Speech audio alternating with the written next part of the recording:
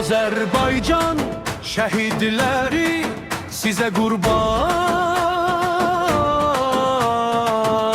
sizə qurban.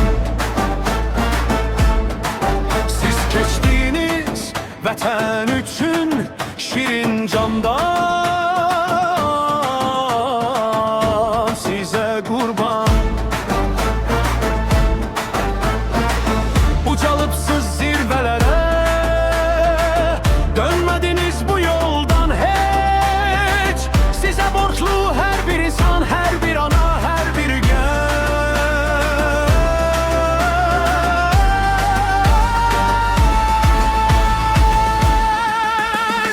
Vətən sağ olsun deyərək canı fəda eylədiniz. Zəfər dolu bir tarixi qanla inşa eylədiniz.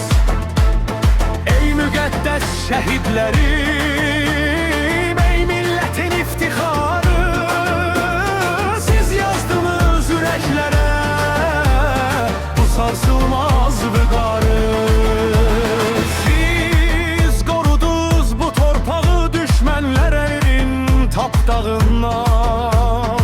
Vaz keçdiniz ömrünüzün ən gənc bahar çağından. İndi azad dalğalanır üç rəngli o bayrağımız. Nurla dolur sayənizdə hər şəhərin, hər dağımız. Vətən sağ olsun deyərək canı fəda eylədiniz. Zəfər dolu bir tarixi nala inşa eylədiniz. Ey müqəddəs şəhidlərim, ey millətin iftixarı, siz yazdınız ürəklərə bu sarsılmaz vüqarı. Anaların gözündəki yaş həm kədər, həm qürurdur. Şəhidlərin məzarları həm qıran yeridir, nurdur. Adınız hər bir dastanla nəsillərə ötürülər. Sizin kimi qəhrəmanlar əbədiyyən ölməz.